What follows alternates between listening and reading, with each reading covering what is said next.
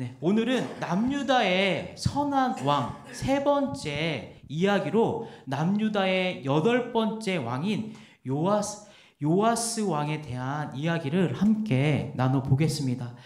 남유다는 하나님의 은혜로 다윗의 후손들이 왕위를 물려받았습니다. 그런데 다윗의 후손들이 순조롭게 왕위를 이어받은 것이 아니라 그 안에서 혼란한 왕권 계승도 이제 이루어졌습니다. 그 왕권 계승은 요아스 왕 때 남유다는 이제 혼란한 상황 속에서 이제 왕권이 계승된 것이죠. 그 이유는 남유다에 5대 왕이 있었습니다. 그 왕은 여호람 왕이었습니다. 그 여호람 왕이 결혼한 아내가 있었는데 그 아내가 북이스라엘에서 가장 악한 왕인 아하 왕의 딸 아달랴와 결혼을 한 것입니다.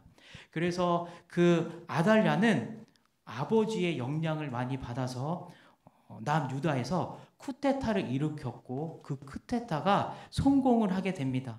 아달랴는 그 쿠데타로 인해서 남유다의 7대 여왕으로 등극을 하게 되죠.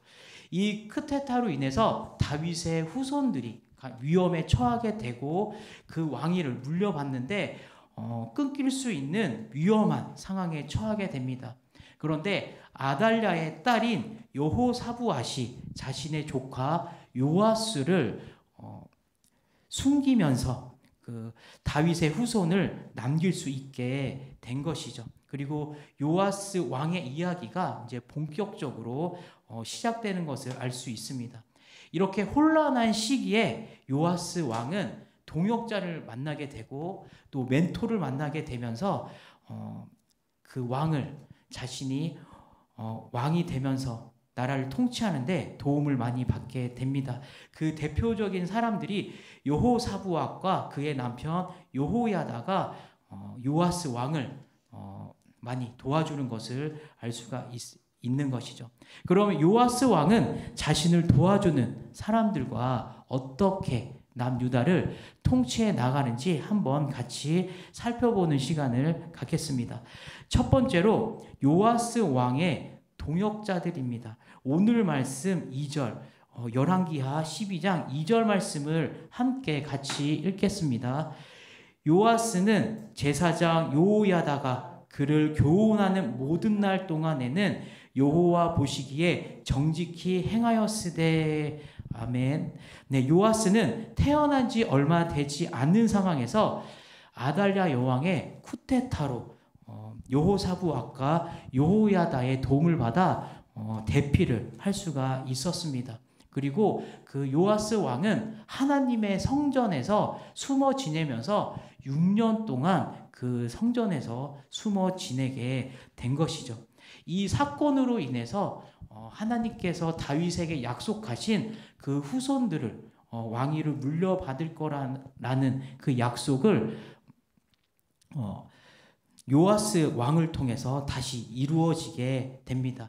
이 모습을 보면서 하나님의 약속은 끊어지지 않고 계속 이어진다라는 것을 알 수가 있는 것이죠. 그리고 하나님을 믿는 백성들은 하나님의 사명을 감당할 수 있도록 어떤 어려움이 있더라도 하나님께서는 여러 가지 방법으로 도와주시는 하나님을 볼 수가 있습니다. 그럼 로마서 8장 28절을 함께 같이 읽어보겠습니다. 네, 로마서 8장 28절입니다. 우리가 알거니와 하나님을 사랑하는 자, 곧 그의 뜻대로 부르심을 입은 자들에게는 모든 것이 협력하여 선을 이루느니라. 아멘. 하나님을 위해 살아가는 사람들에게는 하나님께서 여러 가지 방법으로 그 사명을 이룰 수 있도록 도와주신다라고 이렇게 말씀에 나와 있습니다. 네, 모세도 80살이 되었을 때 하나님께서 선택을 받아서 하나님의 사명을 감당합니다. 그런데 80살의 나이에, 늙은 나이에 내가 무언가를 다시 시작한다라는 것은 쉬운 일이 아닙니다. 80살의 그 노인의 그 나이에 작은 것도 시작해서 하기 힘든데 큰 일이나 또 큰 책임을 갖는 일을 시작한다라는 것은 더 힘들고 어려운 선택인 것이죠. 그래서 모세는 하나님께 선택은 받았지만 자신은 너무 늙고 그리고 지금 많은 대중 앞에서도 말을 제대로 할 수 있는 상황이 아니라고 얘기를 하면서 하나님께 자신의 그런 약점을 얘기를 합니다. 하지만 하나님이 한 번 선택한 사람은 여러 가지 방법으로 그 사람을 선택한 이유가 있기 때문에 하나님께서는 그 모세가 그 약점을 가지고 있었을 때 모세가 하나님의 사명을 감당하지만 모세를 도와줄 수 있는 그런 동역자들, 그 함께 하는 사람들을 하나님께서 붙여주셔서 함께 하는 그런 모세를 볼 수가 있습니다. 그래서 하나님은 모세의 형제인 아론을 붙여주셔서 모세가 대중들에게 할 수 있는 얘기를 아론에게 얘기를 해서 아론이 그 역할을 대신할 수 있도록 해주시는 하나님을 볼 수가 있습니다. 우리는 종종 하나님이 선택하신 한 명만을 볼 때가 있습니다.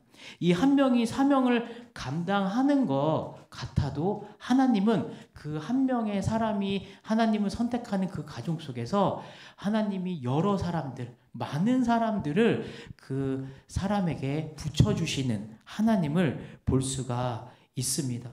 우리들도 하나님을 믿고 사명을 감당할 때 꼭 특별한 한 사람만 보아서는 안 됩니다. 그 사람과 함께하는 사람들을 같이 봐야 할 것입니다. 그리고 또 알게 모르게 숨어서 묵묵히 하나님의 사명을 감당하는 사람들에게도 우리는 관심을 가져야 할 것입니다.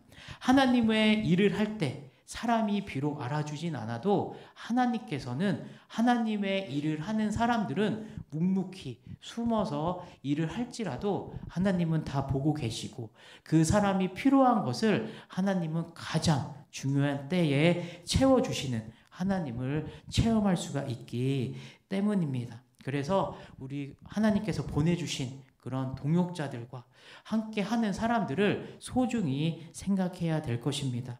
그러면 인디안에 대한 이야기를 같이 한번 나눠보겠습니다. 아프리카에 있는 인디안들은 소녀였을 때, 어린 나이였을 때 용기를 심어주기 위해서 훈련을 시킵니다. 그 훈련은 어두운 밤에 산에 그 소녀 혼자를 보내서 야생동물이 있는 곳에서 밤새도록 있게 하면서 용기와 담력을 키우는 그런 훈련인 것이죠. 그래서 그 소녀 인디안이 어두컴컴한 야생이 많은 그런 동물들 가운데 들어가서 용기와 담력을 훈련하고 있을 때 그 소녀는 상당히 무서울 것입니다. 어린 나이이고 또 인디언이기 때문에 정말로 야생 동물들이 왔다 갔다 하기 때문에 위험을 느낄 수도 있기 때문입니다. 그 두려움을 갖고 그 소녀는 그 산에서 계속 지내게 되죠. 그런데 시간이 지나고 날이 밝아올 때 그 소년이 주위를 둘러보면서 무언가를 발견합니다. 그것은 나무에 숨어서 야생 동물들이 정말로 그 소녀를 공격하지 않도록 그 소녀를 지키고 있는 아버지를 발견하게 되는 것이죠. 그 아버지는 큰 나무 옆에서 그 소년이 정말로 위험에 처하지 않도록 화살을 당기면서 그 소녀를 보호하고 있는 것을 알 수가 있습니다. 이처럼 하나님도 우리와 함께 계십니다. 요아스 왕처럼 모세처럼 인디안의 소년처럼 하나님의 사명을 감당할 수 있도록 하나님께서는 여러 가지 방법으로 여러 사람들을 통해서 하나님께서는 함께 하시는 하나님을 볼 수 있습니다. 신앙 생활을 하다 보면 여러 가지 힘든 일이 생기곤 합니다. 어떠한 상황 속에서도 묵묵히 신앙생활을 하고 흔들리지 않게 계속 나아가면 하나님께서는 중요한 때에 우리가 넘어지기 직전에 하나님은 우리가 힘을 얻고 다시 걸어갈 수 있도록 동역자를 보내주시고 이겨낼 수 있는 힘을 주시는 하나님입니다. 우리를 도와주시는 하나님만을 오직 의지하며 모든 상황을 이겨내는 모든 성도님들이 되었으면 합니다. 두 번째로 하나님의 일은 용기가 필요합니다. 요아스 왕에게 여호사부앗은 자신의 생명을 구해준 은인입니다. 하지만 여호야다는 요아스 왕에게 스승이고 또 멘토이고 요아스 왕이 올바른 길을 걸어갈 수 있도록 인도해주는 동역자이기도 합니다. 역대하 23장 1절의 말씀을 함께 같이 읽어보겠습니다.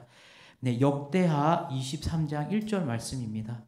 제7년에 여호야다가 용기를 내어 백부장 곧 요로함의 아들 아샤라와 요하난의 아들 이스마엘과 오벳의 아들 아샤라와 아다야의 아들 마아세아와 시그리의 아들 엘리사밧 등과 더불어 언약을 세우매.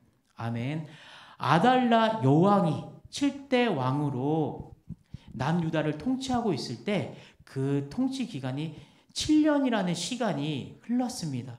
여호야다는 이렇게 남유다가 아달라 여왕으로 나라가 통치가 되면 나라는 더욱더 위험해진다, 안 좋아진다, 이런 생각이 들어서 여호야다는 용기를 내어서 남유다는 다윗의 후손이 그 왕위를 이어받아야 된다라는 그 하나님의 말씀과 또 그게 맞다라고 생각한 요아스는 용기를 내어서 요아스 왕을 왕위로 등극하기 위해서 움직입니다. 그런데 요아스 왕은 이때 나이가 7살밖에 되지 않았습니다. 그렇기 때문에 여호야다의 역할은 상당히 중요했죠.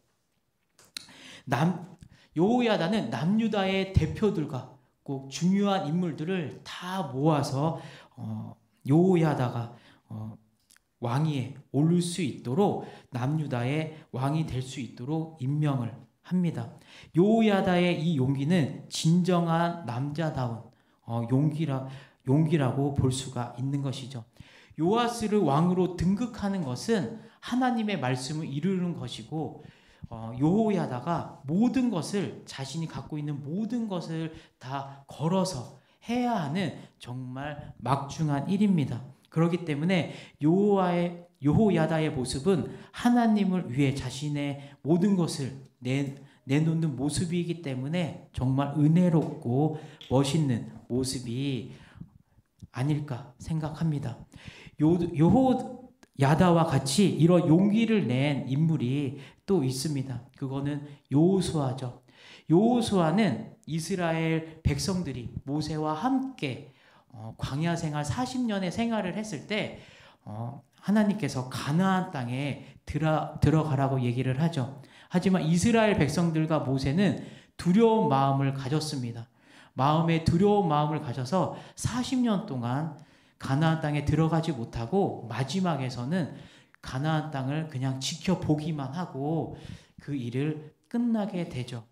이스라엘 백성들은 자신들의 마음속에 두려움과 공포가 가득 쌓였습니다. 이 이스라엘 백성들을 이끌어가는 것은 사실 쉬운 일이 아닌 것이죠. 하지만 여호수아는 자신이 하나님 앞에서 진정한 용기를 보여주면서 이스라엘 백성들을 가나안 땅으로 이끄는 모습을 볼 수가 있습니다. 그래서 여호수아 1장 7절에서 8절 말씀을 함께 보겠습니다. 네, 여호수아 1장 7절에서 8절 말씀을 함께 읽겠습니다. 오직 강하고 극히 담대하여 나의 종 모세가 내게 명령한 그 율법을 다 지켜 행하고 우로나 자로나 치우치지 말라. 그리하면 어디로 가든지 형통하리니 이 율법책을 네 입에서 떠나지 말게 하며 주야로 그것을 묵상하여 그 안에 기록된 대로 다 지켜 행하라. 그리하면 내 길이 평탄하게 될 것이며 내가 형통하리라. 아멘. 여호수아는 하나님의 말씀을 붙잡으며 이스라엘 백성들을 가나안 땅을 밟게 하였습니다. 용기는 많은 곳에서 사용되는 단어입니다.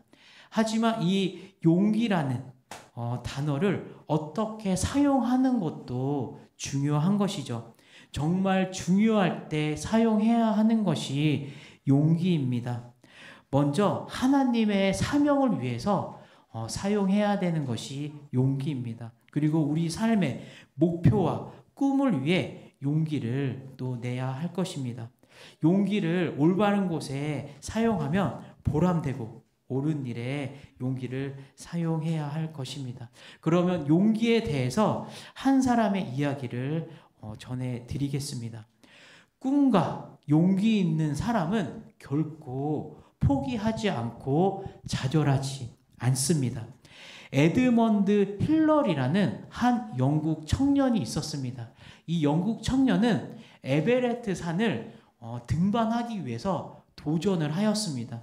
하지만 첫 번째 에베레스트 산을 도전하였을 때 이 청년은 실패하고 말아요. 등반을 하지 못합니다.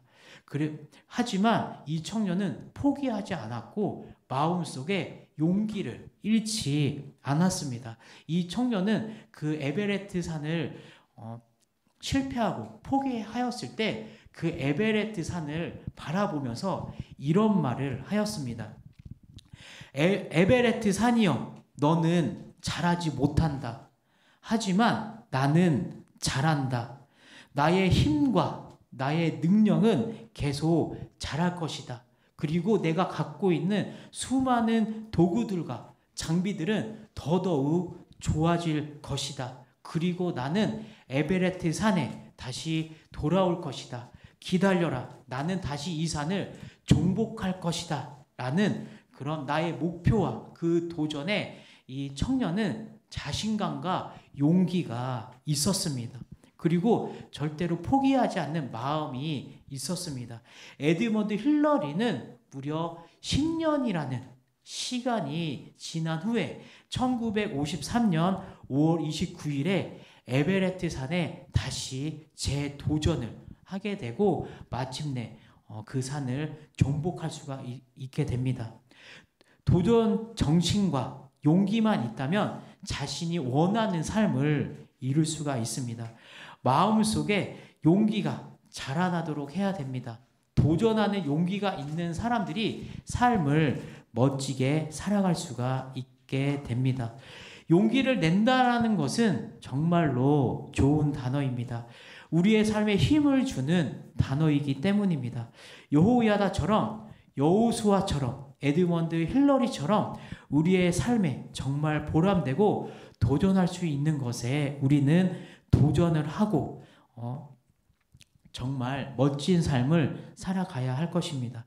우리의 삶에 정말 필요한 것에 용기를 내어 하나님 앞에 또 내 삶 앞에 멋있는 삶을 살아가는 모든 성도님들이 되었으면 합니다. 세 번째로 멘토 여호야다입니다. 제사장이었던 여호야다는 항상 요아스 왕 옆에서 함께 같이 있었습니다. 요아스 왕이 나라를 통치할 때 여호야다 왕은 옆에서 요아스 왕을 교육시켰고 또 어떻게 나라를 통치해야 되는지 교훈하였습니다. 여호야다는 제사장이기 때문에 하나님의 말씀 중심으로 요아스를 교육하고 훈련시켰습니다. 그래서 요아스는 하나님의 말씀 안에서 하나님의 그 말씀 중심으로 나라를 통치할 수가 있었습니다. 역대하 24장 3절의 말씀을 함께 같이 보겠습니다. 역대하 24장 3절의 말씀입니다. 여호야다가 그를 두 아내에게 장계들게 하였더니 자녀를 낳았더라. 이렇게 여호야다와 요아스 왕의 그런 깊은 관계를 볼 수가 있습니다. 요아스 왕이 결혼하였을 때 그 중심에는 여호야다가 있다라는 것을 알 수가 있는 것이죠.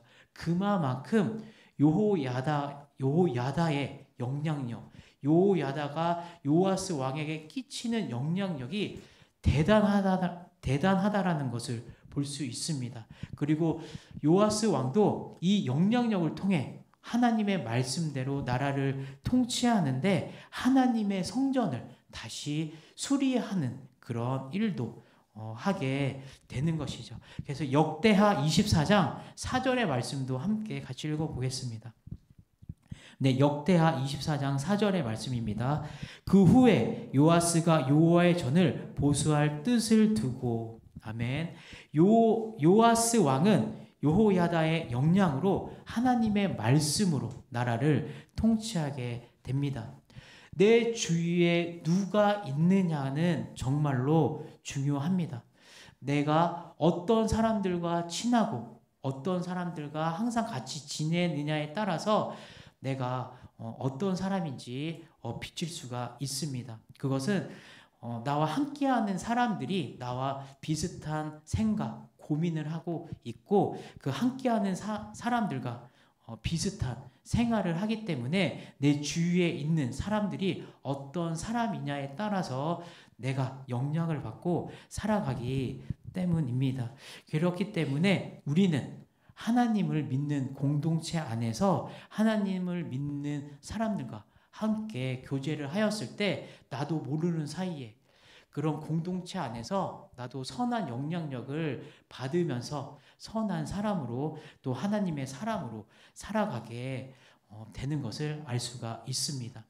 그런데 여호야다가 요아스 왕에게 상당한 영향력을 끼치는 것을 우리는 알 수 있죠. 그런데 요아스 왕에게 이제 요야다 제사장이 함께 있지 않을 때 이제 요아스 왕이 흔들리기 시작합니다. 그 옆에서 항상 같이 있던 제사장 요야다가 없다 보니까 요아스 왕은 그 제사장의 영향을 받아 끝까지 그 길을 걸어갔어야 했는데 신앙이 흔들리기 시작을 합니다. 우상 숭배를 하게 되고 하나님을 멀리하는 요아스 왕을 볼 수가 있는 것이죠.